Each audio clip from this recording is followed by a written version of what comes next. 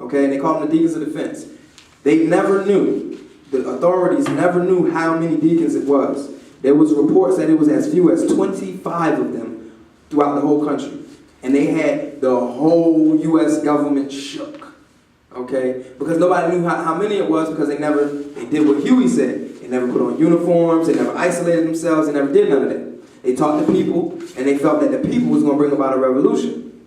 Well, when Huey and his generation, well actually when Malcolm and his generation came about, the deacons of defense kind of deferred to the next generation. Why? Because the brutality that was going on wasn't as extensive. It wasn't slave lynchings. It was now police beatings. So it was a degree, higher than it was then. But as the deacons of defense got older and kind of waned off, you get all of these little groups that's spawning up around the Nation of Islam, like the 5% Nation, the Blood Brothers, the Al-Rukins, and the Gangster Disciples. And, a lot of these groups started out when the deacons of defense kind of fizzled out. And we didn't have this serious defense mechanism for our community, so all of these little splinter groups started coming about. And that's when the Nation came, and that's when Malcolm came. And Malcolm's mission was to bring all of this stuff together.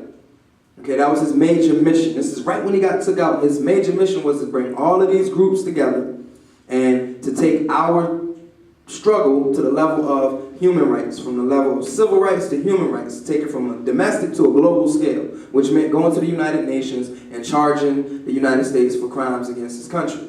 Okay, so that was Malcolm's major objective. He was assassinated. So now you have this generation. You have Huey and Bobby's generation. You have Stokely's generation, which is kind of like the same generation, but they're the youth of that particular generation. So now we're in the South. Our deacons of defense are getting older, okay, and we need to find a new method. We need to find a new way. So now it's time for political action. So now we have the symbol, the panther. So these older people will come down and they will come and vote for candidates that ran under the Lowe's County Freedom and Defense Party. But when they came down, they couldn't say that long. See how long it takes to say that, Lowe's County Freedom and Defense Party. They couldn't say all that. So they came down and said, I want to vote for the Panther. And that's how it was born. Okay, it was a political action organization in the South started by Stokely Carmichael. And the older people started saying, I want to vote for the Panther. Okay, so Huey and a few of his friends came down actually to get training from the Deacons of Defense. Okay, because remember, they're sizzling out. And there's one particular incident when there was an election taking place, and Stokely tells a story like this. They were sitting in front of the hall where the election was to take place, and they were gathering. Okay?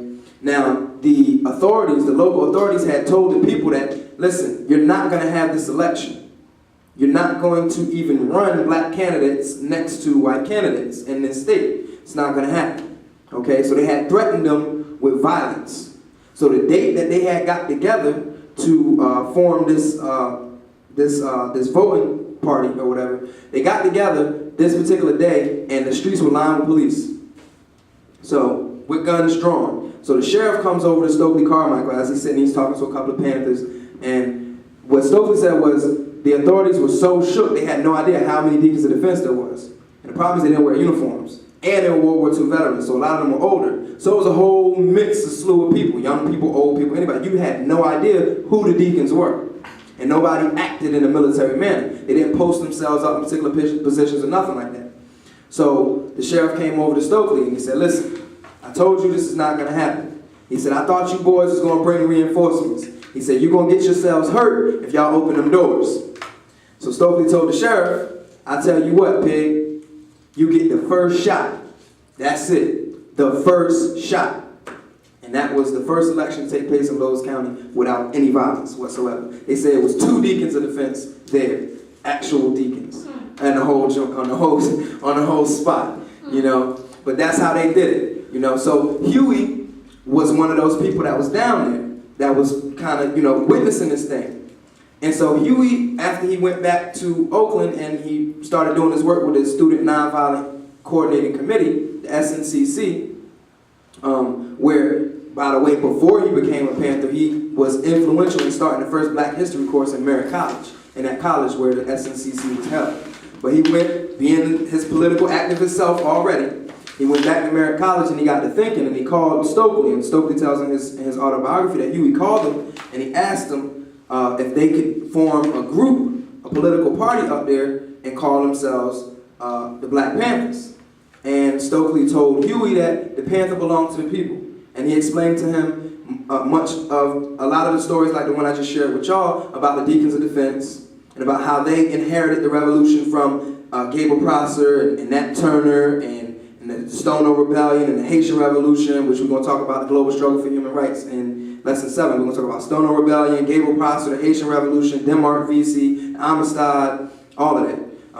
The military fort we took in Florida, we had the whole South at one point from the sea. They couldn't even come in from the sea.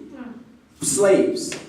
You know what I mean? So that was the Haitian Revolution and the Stono Rebellion during that time. Okay, you had slaves who were arming themselves and using African tactics. Then we got the Revolutionary War. So blacks were trained, well, slaves, not blacks, because it was actually blacks that started the army, but slaves were trained to use weapons during the Revolutionary War. So the Revolutionary War veterans and the World War I veterans and the World War II veterans, the Deacons of Defense. So now it's the Panther. This is how Stokely explained it to him. Okay? So the Panther is a manifestation of all of that, all the way up until this point. It's for the people.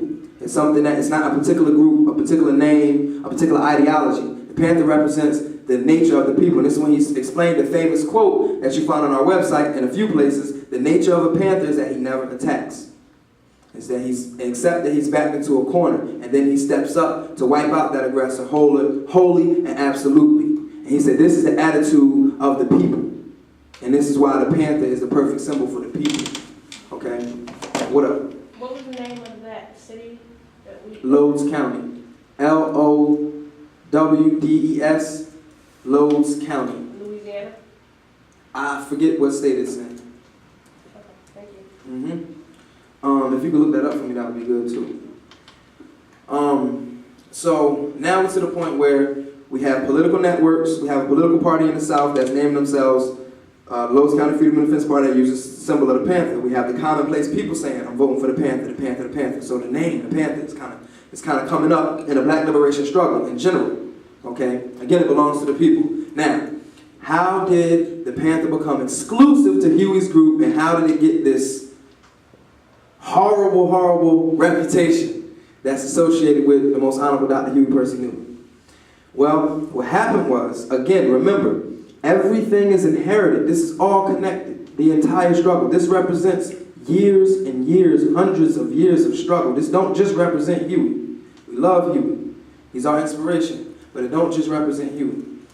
But what it was after Malcolm was killed, Betty Shabazz was speaking in California. And she needed some people to provide security for her because obviously Malcolm had just got assassinated. The situation was real messed up. So there was a group of people who called themselves Black Panthers. Huey and a lot of other groups called themselves Black Panthers at the time too. The situation in Lowndes County really inspired the whole movement. So everybody really was like, we're Panthers, okay? So, yes. It's in Alabama and it's L-O-W-N. Okay, it's in Alabama, Lowndes County, Alabama. Okay. So Betty Shabazz was due to come in town. She got a guy named Kenny Freeman and a group, a small group that he had that were supposed to provide security for Betty Shabazz. So Kenny Freeman and his group came over to Oakland. They were from, I think, Sacramento or San Francisco. Yeah, San Francisco. And they came over to Oakland and they met with Huey and they explained to him, listen, we got Betty Shabazz, we need to provide security for her and all of this. Okay, now, Huey had already been to the Capitol building with the guns. Okay, remember Malcolm was murdered in 65. Okay, in late 65, 66 the party started. So immediately when they started the party, right after Malcolm's assassination, they were seriously upset. They went straight to the Capitol with the guns and they gave the executive mandate. An executive mandate basically read, we're not going to take this anymore. If anybody tries to brutalize our people, we'll brutalize you back. If anybody tries to disarm us, we'll shoot you. This is what was said on the steps of the Capitol building. Okay, so now the Panther is a big deal in the media. Okay, so it's like booming. Okay, so, you know, everybody's doing it.